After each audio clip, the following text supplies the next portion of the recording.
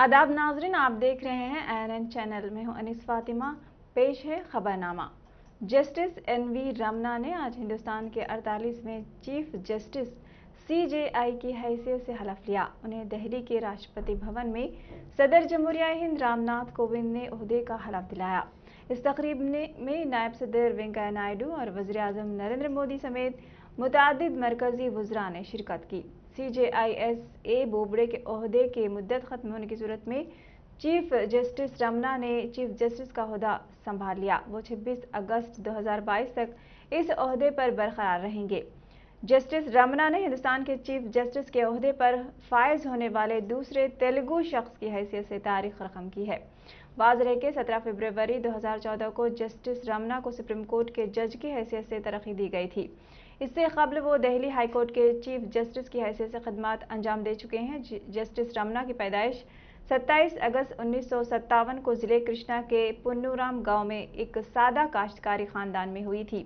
उन्होंने 10 फरवरी 1983 को एडवोकेट की हैसियत से अपने ओहद का आगाज किया। उन्होंने आंध्र प्रदेश हाई कोर्ट वस्ता और आंध्र प्रदेश इंतजामी ट्राइब्यूनल्स के साथ साथ सुप्रीम कोर्ट में भी सिविल, फौजदारी, आइनी, मजदूरी, खदमात और इंतखाबी उमूर में मशक की। उन्होंने आंध्र प्रदेश के एडिशनल एडवोकेट जनरल की हैसियत से भी खदमात अंजाम दी। 27 जून 2000 को उन्हें आंध्र प्रदेश हाई कोर्ट का मुस्तकिल जज मुकर्रर किया गया। जस्टिस रमना ने 10 मार्च 2003 से मई 2013 तक आंध्र प्रदेश हाई कोर्ट के कायम मुकाम चीफ जस्टिस की हैसियत से खदमात अंजाम दी।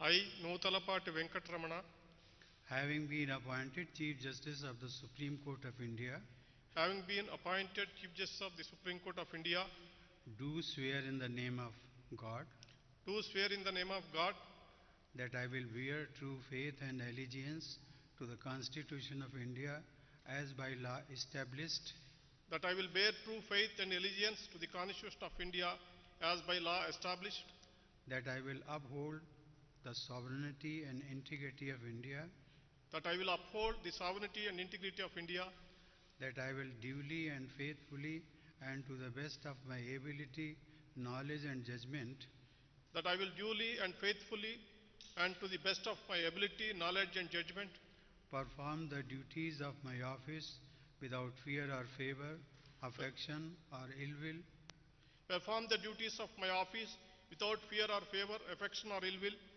and that I will uphold the Constitution and the laws, and that I will uphold the Constitution and the laws.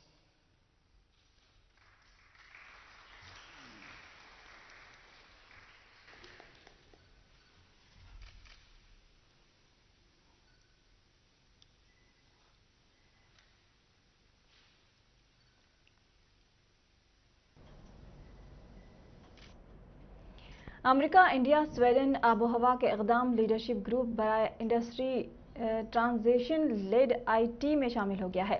एक ट्वीट में वज़ीर आज़म नरेंद्र मोदी ने अमेरिकी सदर जो बाइडेन को लेड IIT में शामिल होने पर खुशामदीद कहा। वज़ीर आज़म ने कहा, इससे पेरिस मुआहदे के अहदाफ को पूरा करने, मुसाबक़त को मजबूत बनाने और नई पायदार मुलाज़मतें पैदा करने में मदद मिलेगी। वज़ीर आला के चंद्रशेखर राव ने वज़ीर सेहत ई राजेंद्र को महकमा सेहत के अहदेदारों को हिदायत की कि आए दिन मुल्क भर में दवाखानों में आतिशज़दगी के वाक़यात रोनुमा हो रहे हैं। उसको देखते हुए रियासत के तमाम सरकारी और खानगी दवाखानों में आतिशज़दगी के वाक़यात ना होने वाले जैसे सख्त तरीन इंतजाम करे। वज़ीर आला के चंद्रशेखर राव ने गांधी अस्पताल और निम्स अस्पताल के पास फौरी तौर पर फायर इंजन मुतय्यन करने की हिदायत दी है। वज़ीर दाखिला मोहम्मद महमूद अली और वज़ीर ट्रांसपोर्ट अजय कुमार ने ग्रेटर खम्मम इंतखाबात की इंतखाबी मुहिम में हिस्सा लेते हुए मोहम्मद महमूद अली ने बताया कि वज़ीर आला के चंद्रशेखर राव की क़यादत में SC, ST, BC और माइनॉरिटी के 9 लाख बच्चों को मुफ्त क़याम व ताम के साथ तालीम से आरास्ता किया जा रहा है, जिनमें 91,000 अक़लियती तलबा शामिल हैं। उन्होंने कांग्रेस पर तनकीद करते हुए कहा कि कांग्रेस के पास कोई कायद न होने की वजह से कांग्रेस ने ना तो गली में रही और ना ही दिल्ली में, जबकि TRS के पास KCR, KTR, अजय कुमार और कई कायदीन मौजूद हैं जो आपके दरमियान हमेशा रहते हुए खम्मम की तरक्की के लिए काम करेंगे।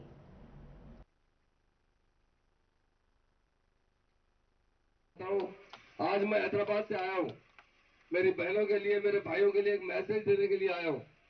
हिंदुस्तान में कोई पार्टी है तो टीआरएस पार्टी है, हिंदुस्तान में कोई लीडर है तो हमारे महान लीडर केसीआर साहब है। सारे कौमों को एक साथ देखने वाले, तरक्की दिलाने वाले कोई लीडर है तो हमारे केसीआर साहब है। आपके पास कई बार केटीआर साहब आके दौरा किए। आपके मिनिस्टर साहब अजय साहब बहुत अच्छे इंसान है, मुसलमानों से बड़ी मोहब्बत से बात करते हैं और हमेशा जब बात करते हैं तो अस्सलाम वालेकुम करते हैं। मैं अजय साहब को आज दिल से बताना चाहता हूँ, अस्सलाम वालेकुम रहमतुल्लाहि बरकातहू कहने पर क्या है, अल्लाह आपको अच्छा रखे। और हम जब जवाब देते हैं वालेकुम सलाम तो हम भी दुआ करते हैं अल्लाह से अल्लाह आपको अच्छा रखे। ये इसके मायने होते हैं। तो मैं अजय साहब का बहुत दिल से शुक्रिया अदा करता हूँ, बड़ा प्यार से बात करते हैं। और मैं खम्भम से आज नहीं 2001 से आता हूँ। 2001 में क्या हाल था खम्भम का और आज तेलंगाना बनने के बाद क्या होला। 2001 के बाद कभी भी 2014 तक यहाँ कोई तरक्की नहीं थी। 2014 के बाद यहाँ पर तरक्की आई। लास्ट टाइम भी आप म्यूनिसिपालिटी में टीआरएस पार्टी को जिताए और म्यूनिसिपालिटी की तरफ से बहुत से काम यहाँ पर किए गए। और हमारे ऑनरेबल सीएम साहब ने एक ऐसे सीएम है जिसकी मिसाल हिंदुस्तान में नहीं मिलती। और हम किसको वोट डालेंगे, मेरे बहनों से कहता हूँ, क्योंकि बहुत सी हमारी मुस्लिम बहनें बरकापोश बहनें हैं, हमारी हिंदू बहनें भी हैं। हिंदुस्तान में जितने वेलफेयर स्कीम आए वो हमारी स्टेट में आए। मैं हमारी बहनों से कहता हूँ, हमारे सीएम साहब ने तेलंगाना बनने के बाद एक दिन का सर्वे करवाया था। एक दिन का सर्वे में पता चला था कि मुस्लिम कमेटी, माइनॉरिटी कमेटी भी बहुत बैकवर्ड है एजुकेशन में। इसके लिए सीएम साहब ने रेजिडेंशियल स्कूल ओपन किए हैं। 2014 से पहले सारे तेलंगाना में सिर्फ 12 रेजिडेंशियल स्कूल थे माइनॉरिटीज के लिए। उसके मरकजी ममलिकती वजीर दाखिला किशन रेड्डी ने गांधी और किंग कोटी अस्पताल में कोरोना के मरीजों का जारी इलाज, कोरोना के मुतासरा मरीजों का टेस्ट और वैक्सीन देने के इंतजाम का जायजा लेने के बाद मीडिया से बात करते हुए बताया कि गांधी अस्पताल में 615 आईसीयू बेड्स हैं, 600 ऑक्सीजन बेड्स मौजूद हैं और 650 नॉर्मल कोविड बेड्स मौजूद हैं, जबकि 350 ऑक्सीजन बेड्स खाली हैं। 600 जनरल कोविड बेड्स खाली हैं। उन्होंने कहा कि गांधी अस्पताल में ऑक्सीजन की कोई किल्लत नहीं है और रेमडेसिविर इंजेक्शन भी वाफर मकदार में दस्तयाब हैं और यहां कोरोना वैक्सीन भी दिया जा रहा है। उन्होंने कहा कि डॉक्टर्स ने उन्हें इस बात से वाकिफ करवाया कि कोरोना से मुतासर अफराद की जो अमवात हो रही हैं वो कोरोना का ताखीर से टेस्ट करवाने और वक्त पर इलाज ना होने की वजह से हो रही है।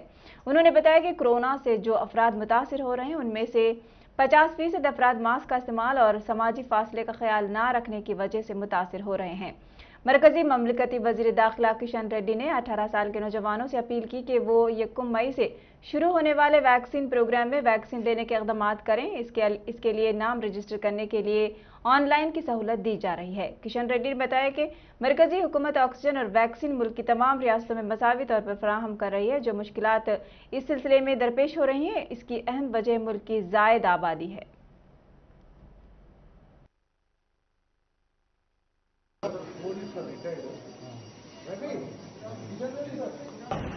దానికి సంబంధించినటువంటి ఐసోలేషన్ వెళ్ళిపోవడం చేయాల్సిన అవసరం ఉంది. ఇది చేయని కారణంగా అతని ప్రాణాలు కోల్పోతున్నారు, వ్యక్తి ప్రాణాలు కోల్పోతున్నారు. ఆ కుటుంబ సభ్యులకు కూడా లేకపోతే ఇతర వ్యక్తులకు కూడా కోవిడ్ ప్రమాదకరంగా వ్యాపించేటువంటి పరిస్థితి తెలంగాణలో కనిపిస్తూ ఉంది. కాబట్టి వెంటనే ఆ ప్రయత్నం చేయాల్సిన అవసరం ఉంది. ఏమాత్రం అజాగ్రత్తగా ఉండకూడదు. అదేవిధంగా చాలా మంది మాస్కులు ధరించే విషయంలో నిర్లక్ష్యంగా వ్యవహరిస్తూ ఉన్నారు. ఈరోజు ప్రధానంగా కోవిడ్ పేషెంట్లను ముట్టుకున్నా కూడా నష్టం లేదు, కానీ మాస్క్ ధరించకపోతే ఎదుటి వ్యక్తి కానీ కోవిడ్ వచ్చినటువంటి వారు కానీ మాస్క్ ధరించకపోతే చాలా ప్రమాదకరము. వెంటనే వ్యాధి సోకేటువంటి అవకాశం ఉంటుంది. కాబట్టి మాస్క్ విషయంలో ఏమాత్రం జాగ్రత్త చేయకూడదు. అదేవిధంగా శానిటేషన్ కానీ, శానిటైజర్ కానీ,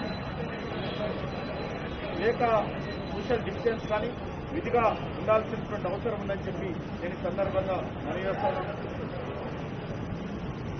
ఒకేసారిగా ఈ యొక్క రెమ్డెసివిర్కు డిమాండ్ పెరిగింది, ఒకేసారిగా వ్యాక్సినేషన్కు డిమాండ్ పెరిగింది, ఒకేసారిగా ఆక్సిజన్ కూడా డిమాండ్ పెరిగింది. ఒకేసారిగా బెడ్స్ కూడా ఇన్పేషెంట్స్ కూడా విపరీతంగా పెరగడంతో ఈరోజు మరి వైద్య वजीर पंचायत राज ई दयाकर राव ने टीआरएस रुकन असम्बली धर्मारेड्डी के हमरा वरंगल रूरल के वार्ड 15, 16 और 17 के टीआरएस उम्मीदवारों की इंतखाबी मुहिम चलाते हुए बताया कि 24 घंटे बरखी सरबराह करने वाला कायद मुल्क भर में सिर्फ और सिर्फ वजीर आला के चंद्रशेखर राव है। उन्होंने बीजेपी और कांग्रेस पर तनकीद करते हुए दरियाफ्त किया कि बीजेपी और कांग्रेस ज़ेर इख्तिदार वाली रियासतों में क्या कल्याण लक्ष्मी शादी मुबारक स्कीम चलाई जा रही है, जबकि तेलंगाना में लड़कियों की शादियों के लिए 1,16,000 रुपये दिए जा रहे हैं। उन्होंने आवाम से अपील की कि वो वरंगल की मजीद तरक्की के लिए टीआरएस उम्मीदवारों को भारी अक्सरियत से कामयाब बनाएं। తెలుగుదేశం ప్రభుత్వం చూశాను, బీజేపీ పరిపాలించే రాష్ట్రాలు కూడా తిరిగి వచ్చాను. ఎవరు చెయ్యని తీరుగా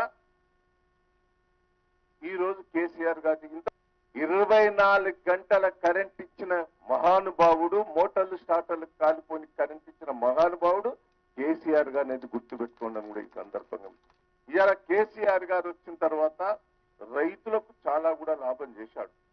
నేను మిమ్మల్ని అందరినీ రిక్వెస్ట్ చేసేది ఏంటంటే, కేసీఆర్ గారు రాకముందు ఎట్లుండే, కేసీఆర్ గారు వచ్చి ఎట్లున్నది అనేది మీరు గుర్తు చేసుకోవాలి.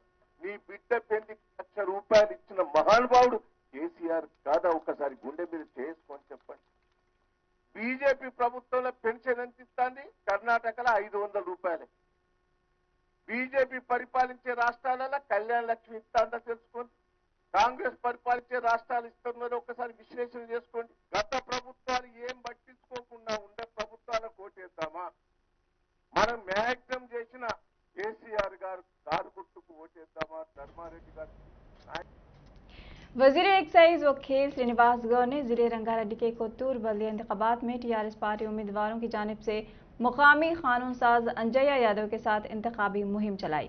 टीआरएस पार्टी के 8वें वार्ड के उम्मीदवार लावण्या देवेंद्र यादव, 9वें वार्ड उम्मीदवार गोविंद रेड्डी, 10वें वार्ड की करुणा श्री सुदर्शन गौड़, 11वें उम्मीदवार प्रसन्ना लेखा यादया और 12वें वार्ड के उम्मीदवार डी रविंद्र की हिमायत में इंतखाबी मुहिम चलाई गई। इंतखाबी मुहिम के दौरान राय दहिंदगान ने वजीर श्रीनिवास गौड़ का जबरदस्त खैर मकदम किया। खवातीन और नौजवानों ने बड़ी तादाद में रजाकाराना तौर पर इस मुहिम में हिस्सा लिया। वजीर मौसूफ ने सीएम केसीआर और वजीर केटीआर की जानिब से की जा रही तरक्याती और फलाही मंसूबों के बारे में लोगों को वाकिफ कराया।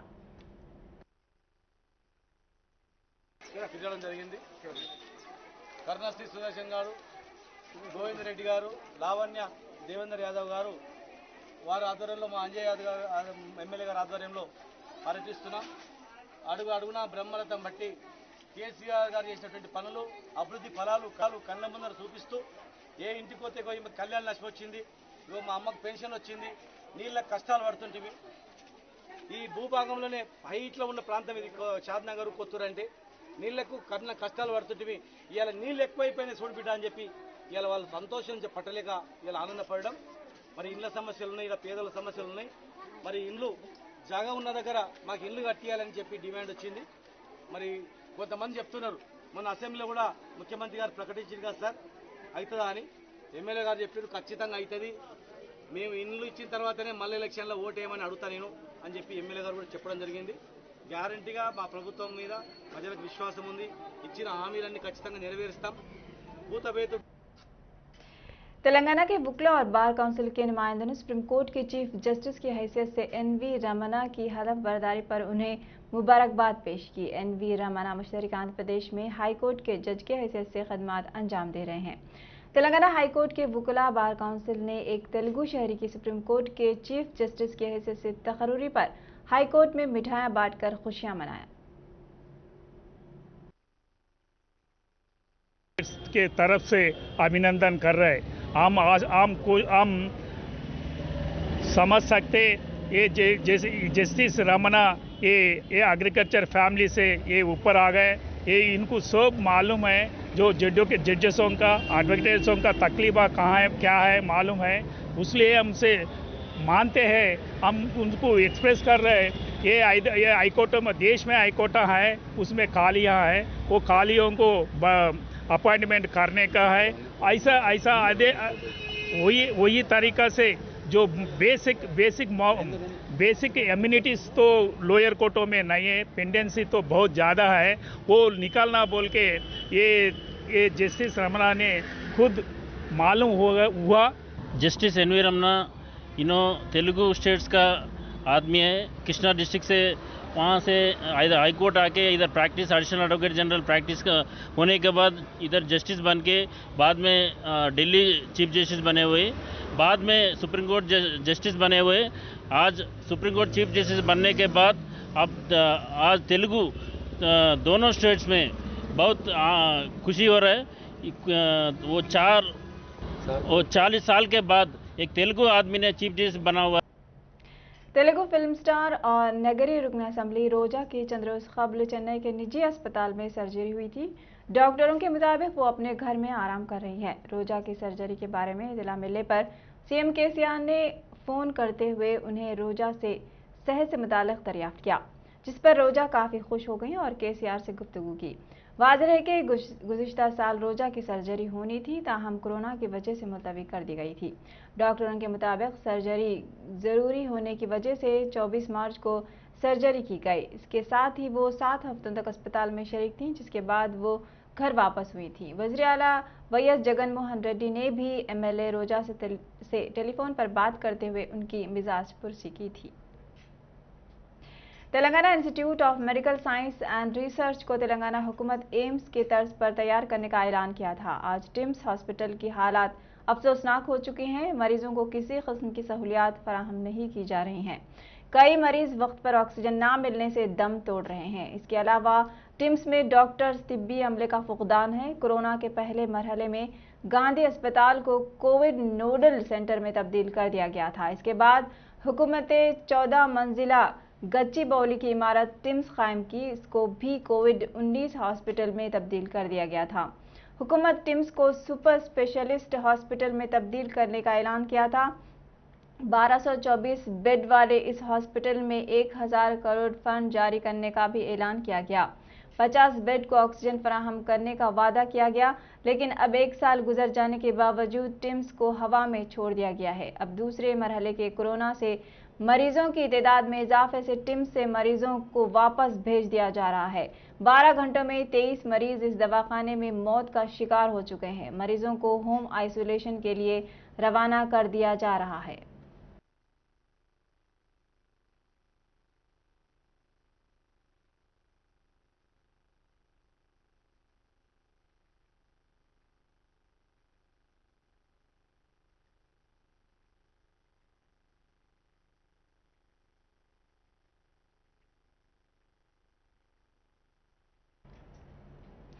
कुकटपल्ली के केपीएचबी कॉलोनी में जीएचएमसी और पुलिस ने मुश्तरका कार्रवाई करते हुए गैर कानूनी तामीरात को मुनहदिम कर दिया, जिस पर मुकामी अवाम ने मुनहदमी कार्रवाई में खलल डालते हुए कार्रवाई को रोकने की कोशिश की, जिस पर वहां का माहौल कशीदा देखा गया।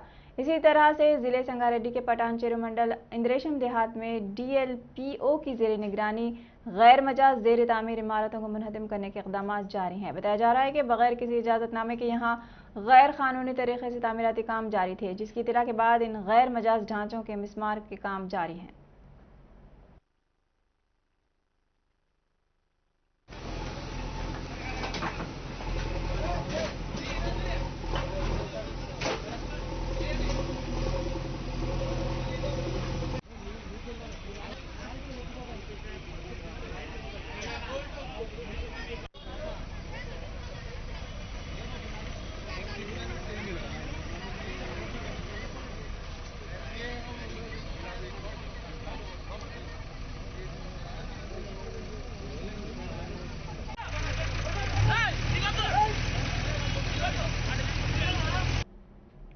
खबरनामे में फिलहाल इतना ही। देखते रहिए INN चैनल। अल्लाह हाफिज।